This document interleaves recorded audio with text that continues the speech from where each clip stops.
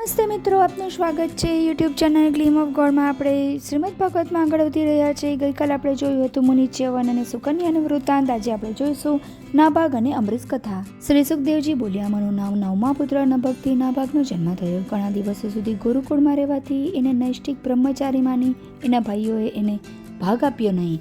ગુરુકુળથી પાછા ફર્યા પછી એણે ભાઈઓ પાસે પોતાનો ભાગ માંગ્યો. ત્યારે ભાઈઓ બોલ્યા, તારા ભાગમાં પિતાશ્રી જ બચ્યા છે, એને લઈ લો. નાભાગ પિતા પાસે ગયો અને બધી વાત જણાવી. ત્યારે પિતા બોલ્યા, તું એમની વાતો પર ધ્યાન ન આપ. અંગીરા ગોત્રીય બ્રાહ્મણો યજ્ઞ કરી રહ્યા છે. એ દરેક છઠ્ઠા દિવસે યજ્ઞમાં ભૂલ કરી બેસે છે. તું તેઓને વૈશ્વદેવતાના 2 સૂક્ત જણાવી દેજે. તે બ્રાહ્મણો જ્યારે સ્વર્ગે જશે ત્યારે યજ્ઞ કરતાં બચેલું ઘણું બધું ધન તને આપશે. નાભાગે આ પ્રમાણે કરતાં તેને ઘણું ધન મળ્યું. આ નાભાગનો પુત્ર અમરીશ થયો. તે શ્રી ભગવાન હરિનો ભક્ત હતો. મોટો ધર્માત્મા હતો. બ્રાહ્મણોનો શાપ પણ એને કશું અહિત ન કરી શક્યા. પરીક્ષિતે પૂછ્યું, બ્રાહ્મણોનો શાપ એના માટે વિફળ કેમ બન્યો? શ્રી સુખદેવજી બોલ્યા, 7 દ્વીપોના રાજા હોવા છતાં પણ અમરીશ માયાથી મુક્ત અને ભગવાનના પરમ ભક્ત હતા. એમણે ગૌતમ વગેરે મોટા મહર્ષિઓ પાસે યજ્ઞ કરાવ્યો.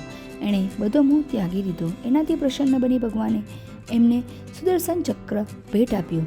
એમની પત્ની સહિત 1 વર્ષ સુધી એકાદશી વ્રત ધારણ કર્યું. વર્ષના અંતમાં કાર્તિક શુક્લા એકાદશીએ હરિપૂજન કરી સોનાના શિંગડા અને ચાંદીની ખરી મળેલ 60 કરોડ ગાયો દાન કરી. વ્રતના પાળના સમયે મુનિ દુર્વાસા ત્યાં આવી પહોંચ્યા. રાજા એમની પૂજા કરી અને ભોજન માટે બોલાવ્યા. દુર્વાસા તેમનું નિમંત્રણ સ્વીકારી નદીએ સ્નાન કરવા ગયા. ઋષિ યમુનામાં સમાધિમાં બેસી ગયા. પારાયણ માટે 12ની વિધિ પૂર્ણ થવામાં 2 જ ઘડી બાકી રહી ગઈ હતી અને દુર્વાસા આવ્યા નહોતા. બ્રાહ્મણોની સલાહ લઈ રાજાએ 9 બ્રાહ્મણોને ભોજન કરાવી પારાયણ કરાવ્યું. રાજાએ માત્ર જળપાન કરી પારણું કર્યું અને દુર્વાસાના આવવાની રાહ જોવા લાગ્યા. જ્યારે દુર્વાસા પરત ફર્યા અને બધી વાત જાણી ત્યારે ક્રોધથી સળગી બોલી ઉઠ્યા, ઘમંડી જુઠ્ઠા, તારા ધર્મના ઉલ્લંઘનને અત્યારે જ હું જોઉં છું. આટલું કહી એમણે પોતાની એક જટા ઉખાડી જમીન પર પટકી. એનાથી પ્રલયની અગ્નિ સમાન એક કૃત્યા પ્રગટ થઈ. તેમણે એ કૃત્યાને આદેશ આપ્યો કે રાજાને મારી નાખ. કૃત્યા રાજાને મારવા દોડી, પણ એને જોઈ રાજા સહેજે વિચલિત થયા નહીં. એ જ વખતે શ્રી હરિનું સુદર્શન ચક્ર પ્રગટ થયું અને એણે કૃત્યાને ભસ્મ કરી નાખી. ત્યારબાદ ચક્ર દુર્વાસાની પાછળ દોડ્યું. પોતાના પ્રાણ બચાવવા માટે દુર્વાસા આમ તેમ નાશવા લાગ્યા અને ચક્ર એમની પાછળ પાછળ દોડતું રહ્યું.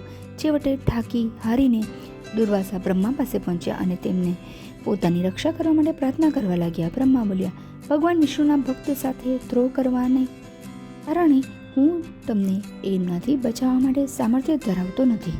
આ સાંભળી નિરાશ થયેલ દુર્વાસા શિવ પાસે પહોંચ્યા અને એમને પણ રક્ષા માટે પ્રાર્થના કરી. શિવ બોલ્યા, જેમની માયાનો કોઈ અંત પામી શકતું નથી, એમના અસ્ત્રનો મુકાબલો કરવાની મારી શક્તિ નથી.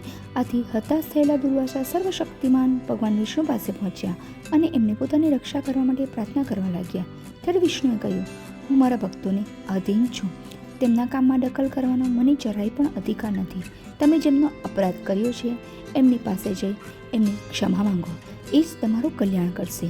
ભગવાન વિષ્ણુની આ વાત સાંભળી સુદર્શન ચક્રના તાપની અગ્નિથી દાઝતા મુનિ દુર્વાસા અમરીશના શરણે ગયા અને એમના પગ પકડી ક્ષમા માંગવા લાગ્યા.